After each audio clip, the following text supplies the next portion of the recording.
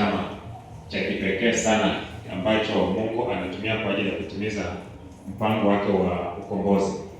Jina langu naitwa Newton Sikuku, ni mmojawapo wa walimu kutoka Segera ambao tumepatana na mtumishi wa Mungu Ezra Mwangi pamoja na ndugu Enoch na mtumishi wa Mungu Mayaka. Wataweza kutusalimia wakati utakapotimia. Hapo na tuweze kuomba. Nimepewa dakika, mtumishi umesema dakika ngapi? 20 ama 25. Najua niko na maneno mengi naweza ongea mpaka nisahau kwamba nafaa kunyamaza. Kwa hivyo ni vizuri ukiniambia nafaa kunyamaza wakati gani. Hapo na tuombe kisha tupate himizo kidogo kutoka katika neno la Mungu kisha tutaweza kuendelea na tunaomba. Mtakatifu Baba, Mungu tuishie mbinguni na mioyoni mwetu kwa njia ya imani, tunalihimidi na kulitukuza jina lako katika siku hii ya leo kwa jinsi ambavyo umekuwa mwema kwetu.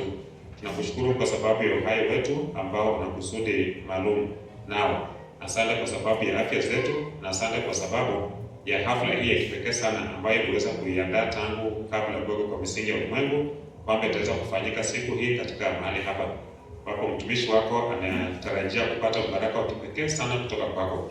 Na hivyo Baba, nakuomba kwa njia ya kipekee sana kwamba tunapopata himizo kuhusiana na neno lako, kuhusiana na mpango wa kipekee sana, tunaomba Roho Mtakatifu apate kuwa mwalimu na kiongozi wetu. Tusaidie kuyajua mapenzi yako ili Kristo tuweze kuwa na familia nzuri zitakazoangaza tabia yako na nuru yako unapotuandaa sisi wote kwa ajili ya ufalme wako ambao umekaribia. Katika jina la Yesu Kristo Bwana wetu nimeomba pamoja na familia. Amen. Na mchana huu wa leo kwa ufupi sana ningependa tuweze kuangazia mtumishi wa Mungu Ezra Mwangi ambaye amekuwa ni rafiki yangu sana. Tumeweza kuhubiri na yeye katika mikutano mingi sana ya Injili na nafurahi sana kwa sababu ya hatua ya kipekee sana ambayo ameamua kuichukua. Si hatua hivi hivi. Hatua hii ya kupanga kuwa na familia ni hatua ambayo watu wengi sana wanaogopa. Sitaki kuwataja kwa majina na wajua, lakini ni hatua ambayo watu wengi sana wanaogopa kabisa. Kwa hivyo si hatua ya ambayo ni kidogo. Ni hatua ya kipekee sana ambayo inahitaji imani ya kipekee sana. Kwa hivyo unapata kwamba mpango wa Mwenyezi Mungu hapo awali kuhusiana na hatua hii ya kuwa na familia ama ya kuwa na ndoa, kuna mibaraka mbili. Kuna mibaraka mbili ambayo Mungu aliweza kupatia mwanadamu katika uumbaji kabla ya dhambi kuingia ulimwenguni. Na mbaraka wa kwanza ambao Mungu alimupa mwanadamu kabla ya dhambi kuingia ulimwenguni ulikuwa ni mbaraka wa kuwa na familia. Mbaraka wa kuwa na familia ni Mungu mwenyewe ndiye mwanzilishi wa mbaraka huo katika shamba la Edeni. Mbaraka wa pili ambao Mungu alimpatia mwanadamu ni mbaraka wa Sabato ama siku ya ibada takatifu. Kwa hivyo napata kwamba mibaraka hii ilitokana na Mwenyezi Mungu mwenyewe. Na Mungu ndiye aliyempatia mwanadamu mibaraka hizi mbili kwa kusudi maalum.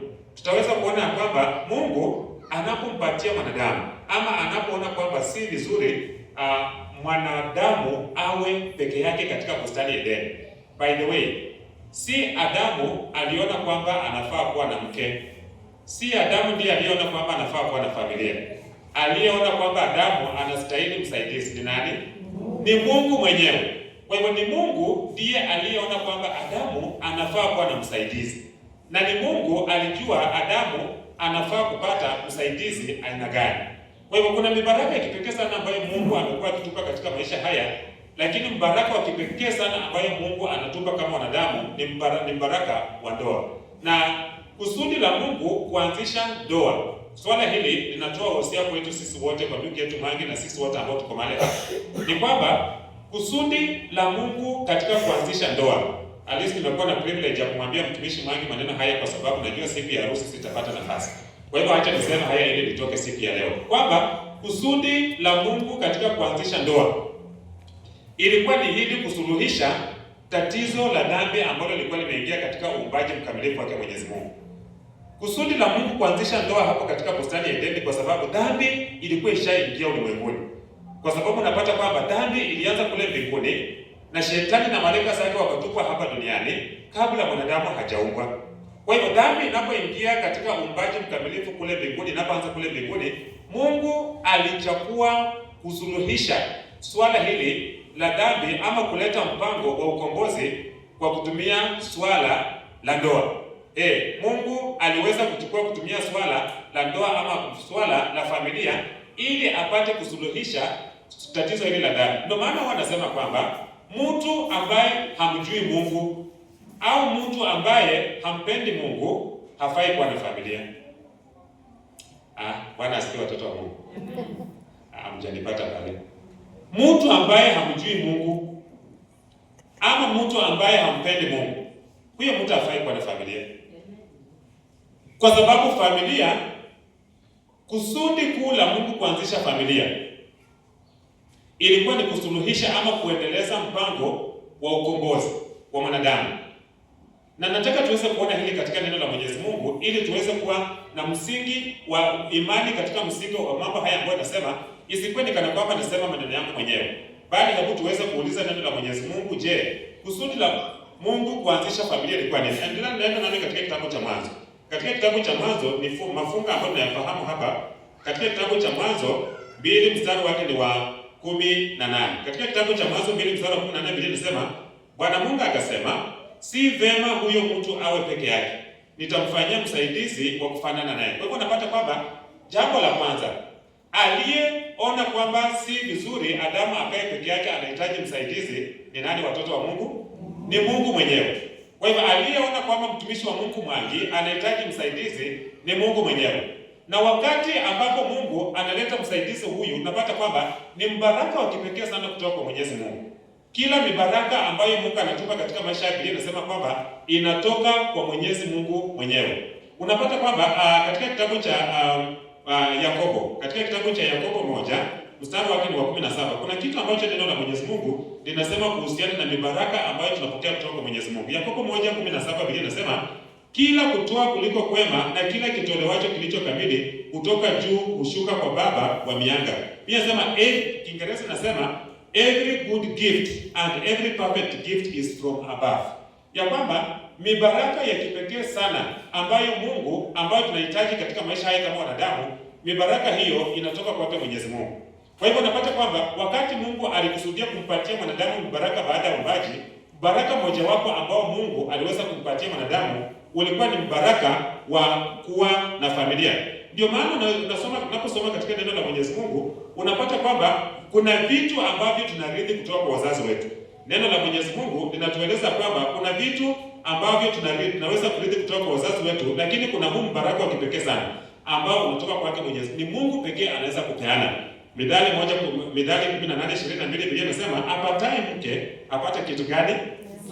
Kwamba kila mibaraka ambayo ni mibaraka ambayo ni nzuri kutoka kwa Mwenyezi Mungu, na mmojawapo mbaraka huu ni kupata mbaraka wa kuwa na mke au mume. Biblia inasema hivi, apataye mke apata kitu chema, naye ajipatie kibali kwa Bwana. Mbona tuseme kwamba anayepata mke anapata kitu chema? Yakobo ametuambia kwamba kila mbaraka ambao ni mzuri kutoka kwa nani? Kwa Mwenyezi Mungu. Ndio maana kwa mujibu wa neno la Mwenyezi Mungu, unaposoma Mithali 9 mstari wa 14, Biblia inasema nyumba na mali ni urithi apatao mtu kwa babaye, bali mke mwema wa busara mtu hupewa na nani?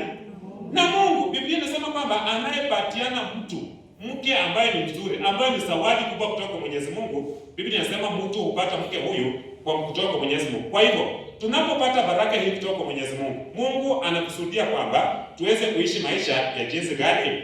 Jambo la kwanza, neno la Mwenyezi Mungu, wosia ambao Mungu anampatia Adamu katika bustani ya Edeni. Mungu anamwambia hivi mwanadamu. Katika kitabu cha Mwanzo 2 mstari wa 24, Mungu anasema, kwa hiyo mwanaume atamwacha baba yake na mama yake, naye ataambatana na mkewe, nao watakuwa mwili ngapi? Mmoja. Na kwamba wakati ambapo watu wanaamua kuwa na familia, bila ambavyo ndugu Mwangi anaamua hivi sasa kuwa na familia yake mwenye, jambo la kwanza Biblia inasema anafaa kuachana na mume wake na baba yake na mama yake, kisha aambatane na mke wake. Na Biblia inasema watakuwa kitu kimoja. Wao watakuwa kitu kimoja.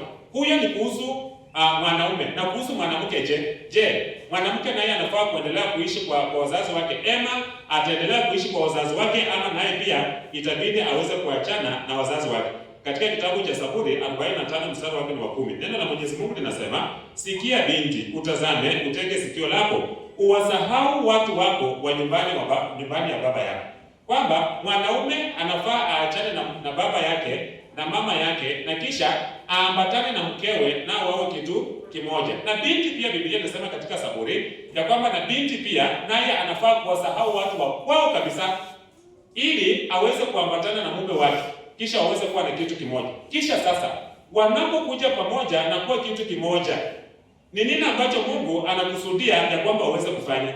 Wanapokuja pamoja, mume anapoacha wazazi wake, mke anapowasahau watu wa kwao, waje pamoja katika familia, ni nini ambacho wanafaa kufanya? Katika kitabu cha Yeremia 29 mstari wake ni wa 6. Yeremia 26 mstari wake ni wa Yeremia 29 mstari wake ni wa 6. Kuna kuhusia ambao Mungu anampatia wanadamu. Yeye anasema oeni wake mkazae wana na nani na binti. Kwa hivyo Biblia inasema kwamba wakati mwanamume ameachana na wazazi wake na kisha mwanamke amesahau watu wa kwao na kisha wakakuja pamoja na kuwa kitu kimoja, Biblia inasema kitu ambacho wanafaa kufanya ni kupata nini? Watoto. Sasa sikia watoto wa Mungu, tumesema kwamba kila kitu ambacho tunapokea katika maisha haya ni mibaraka kutoka kwa Mwenyezi Mungu. Na mmoja wapo mbaraka ambao Mungu anamwenda kumpatia mtumishi wa Mungu Mwangi ni mbaraka wa kuwa na familia. Na kisha mbaraka mwingine ambao Mungu ataweza kuongezea ni mbaraka wa watoto. Kwamba wanapokuja pamoja, wanapokuwa familia moja, wanafaa kuwa na watoto. Sasa Biblia inasema nini kuhusiana na watoto? Katika kitabu cha Zaburi 127, Zaburi 127 mstari wake ni wa 3. Kuna kitu ambacho Biblia inasema kuhusiana na watoto. Zaburi 127 mstari wake ni wa 3. Neno la Mungu linasema hivi, ya kwamba tazama, wana ndio urithi wa Bwana, uzao wa tumbo ni thawabu. Kiingereza inasema children are a gift. Wacha niulize swali watoto wa Mungu. Zawadi. Mwenye anapeana zawadi na mwenye anapokea zawadi, nani ndiye anadetermine kama anafaa kupewa ama kupeana zawadi? Sikia watoto wa Mungu. Mwenye anatoa zawadi na mwenye anapokea zawadi, ni nani ako na haki ya kupokea ama kutoa zawadi? Yule mwenye kutoa zawadi, si ukweli? Zawadi yani si kitu ambacho ni lazima upokee. Mtu anaweza kununulia zawadi na hata asikupatie. Ni kweli ama si kweli watoto wa Mungu? Kwa hivyo unapata kwamba Mungu ndiye anayetoa mibaraka ama zawadi ya kuwa na watoto. Na vile ambavyo mtumishi wa Mungu anapanga kuwa na familia, Biblia inasema kwamba unaposoma lile fungu katika kitabu cha Mwanzo 2:24, neno la Mungu linasema kwamba mwanaume ataachana na baba yake na mama yake na mtaambatana na mke wake, nao watakuwa mwili mmoja. After hiyo kuwa mwili mmoja kuna full stop. Kumaanisha nini? Ya kwamba ndoa imekamilika kwa kuwa na watoto ama kwa kutokuwa na nani? Na watoto. A Christian family is complete with or without children, kwa sababu kusudi la Mungu kuwaleta mume na mume pamoja ilikuwa ni kwamba wapate zawadi ya watoto. Na zawadi si kila mtu upokea zawadi, lakini ni ombi letu ya kwamba sisi wote tuweze kuwa na mibaraka. Na kwa sababu hiyo, kwa sababu watoto ni mibaraka kutoka kwa Mwenyezi Mungu. Kwa sababu gani? Nilisema kwamba ndoa, Mungu kumpatia mwanadamu ndoa, alikusudia kwamba aweze kusuluhisha mpango ama aweze kuendeleza mpango wa ukombozi na kuleta suluhu kwa ajili ya tatizo la dhambi. Tuliweza kuona hili watoto wa Mungu, ya kwamba wakati shetani alianguka na malaika saba kutoka mbinguni, kitabu cha Ufunuo 12 mstari wa 3 na 4, alianguka na theluthi ya malaika moja ya theluthi ya malaika kutoka mbinguni. Na alipotupwa na malaika wale kutoka mbinguni, kuna nafasi ama makazi yalibaki kule mbinguni.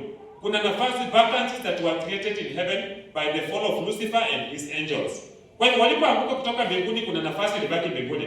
Kwa hivyo Mungu akachagua kumuumba mwanadamu, mume na mke, ili waweze kupata uzao, watoto ambao Mungu anasema ni mibaraka kutoka kwa Mwenyezi Mungu. Sasa kusudi la Mwenyezi Mungu ni kwamba katika familia wazazi waweze kuwa na watoto ambao ni watakatifu.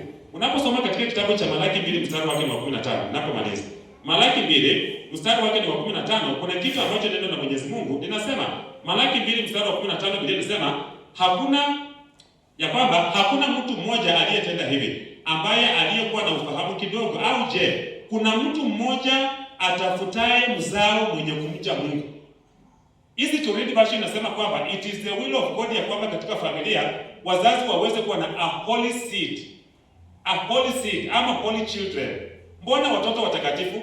Kwa sababu ni kusudi la Mwenyezi Mungu ya kwamba wakati wazazi watapata watoto ambao ni watakatifu, watoto ambao wanamcha Mungu, watoto ambao wanamtambua uwepo wa Mwenyezi Mungu katika maisha yao, watoto hawa wataweza kuandaliwa kwa ajili ya kurithi yale makao ambao shetani aliacha kule mbinguni alipotupwa na malaika zake hapa duniani.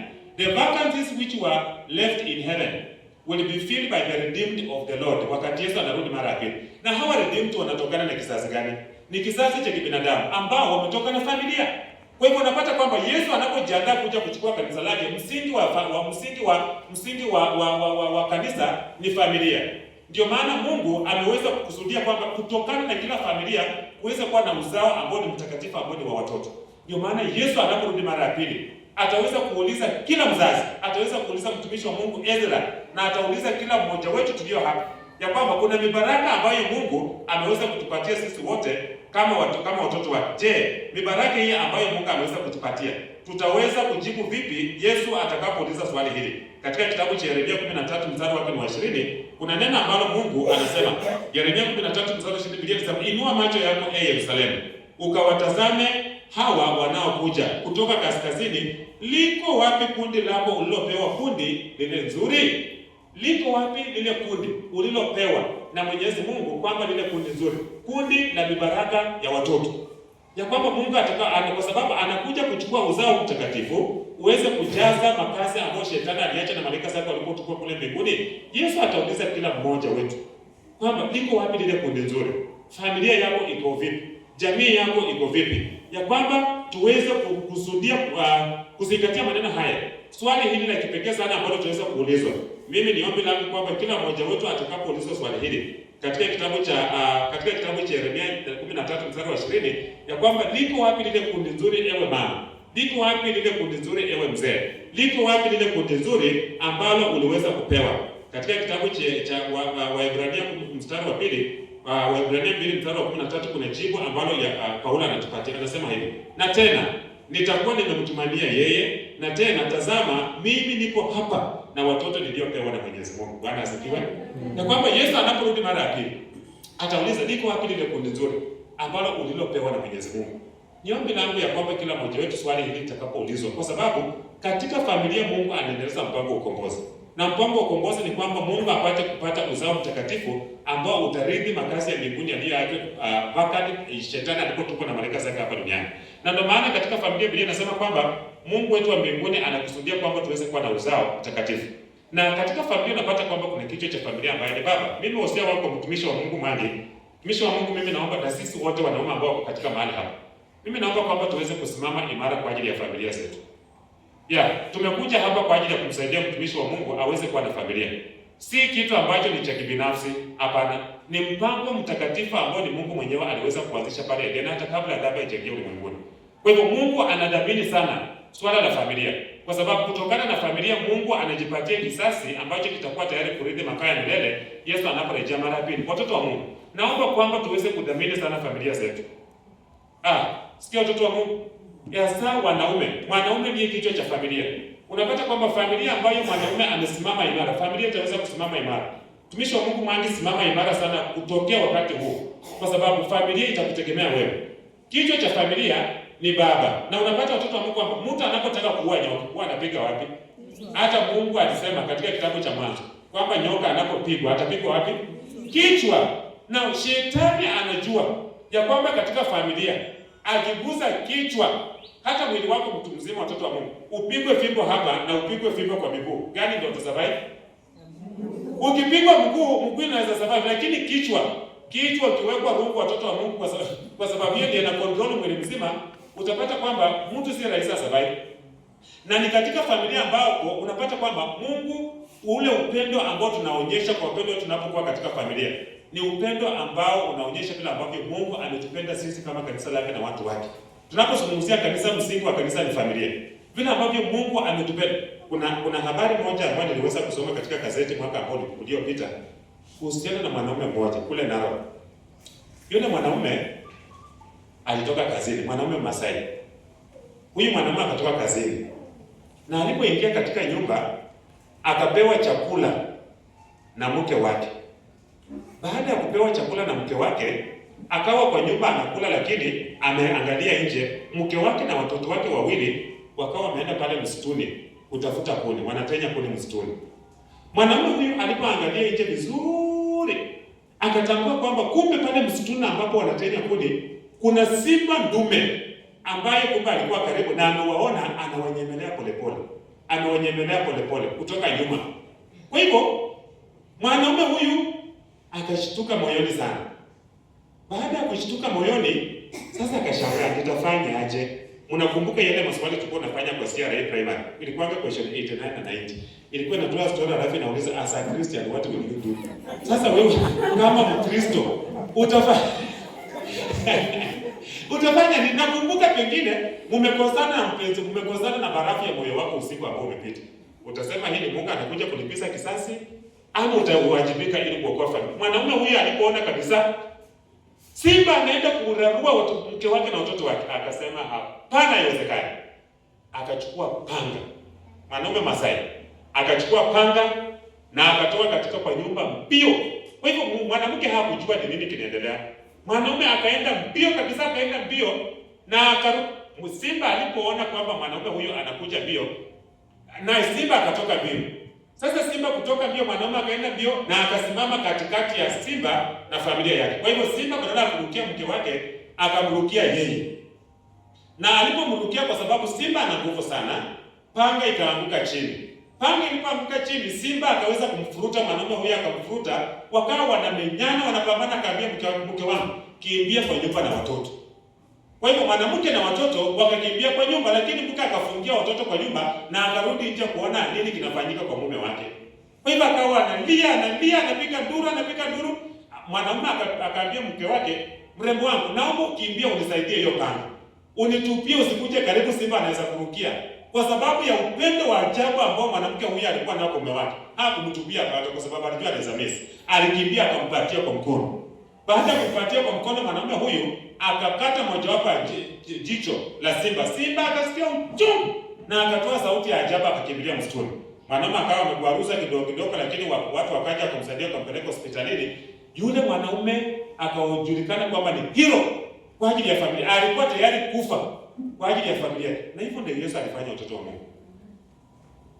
Biblia inasema kwamba enyi waume, wa Efeso 5:25, enyi waume wapendeni wake sawa kama Kristo naye alivyofanya nini?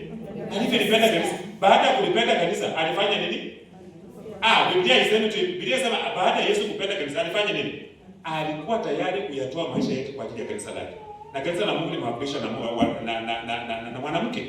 Kwa hivyo Biblia inasema kwamba jinsi Yesu alivyoonyesha upendo kwetu sisi kama kanisa, ule upendo unafaa kuendelezwa katika familia zetu. Kusudi katika familia zetu tuweze kuwa na kisasi kitakatifu ambacho Yesu anaporudi mara ya pili tutakuwa tayari kusema huyu ndiye Bwana wetu tuliyemngoja, nazo tutaweza kufurahia na kushangilia, maana siku yetu ya wokovu itakuwa imefika. Amen. Bwana asifiwe. Amen. Mungu atubariki kwa jina la Yesu aliye Bwana na Mwokozi wetu. Amen. Hebu na tuombe.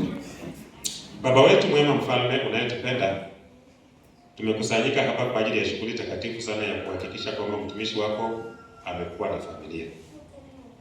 Mtumishi wako ambaye amejitunza vizuri sana tangu utotoni mwake, katika ujana mwake amekuwa kuzunguka katika sehemu nyingi za ulimwengu huu na nchi yetu hii kutumikia katika mkutano wa Injili. Na sasa katika wakati wa Kristo tunaomba kwamba katika mipango yote aliyo nayo kwa ajili ya harusi iliyo mbele, Kristo upate kufungua njia. Wewe ndiye Mungu unayevimiliki vyote katika dunia hii. Hivyo sasa tunaita uwepo wako upate kuwa pamoja nasi.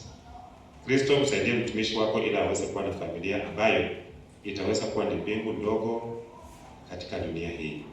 Ili Yesu utakaporudi mara ya pili na kuuliza swali kwamba je, liko wapi lile kundi ambalo ulitupa? Mtumishi wako apate kusimama kwamba ni huyo hapo mke wangu na watoto wako ulionipa kama baraka. Tunaombea hafla ya siku ya leo ipate kufanikiwa, si kwa sababu eti tuna uwezo, bali tunaabudu Mungu aliye na uwezo wa kipekee sana hata kushinda yale ambayo tunahitaji. Baba, tumekuuliza hili kwa sababu tunajua kwamba una uwezo wa kutenda na hata kutenda zaidi ya yale ambayo tumekuuliza. Maana tunaomba kwa jina la Yesu Kristo aliye Bwana na Mwokozi wetu. Amen.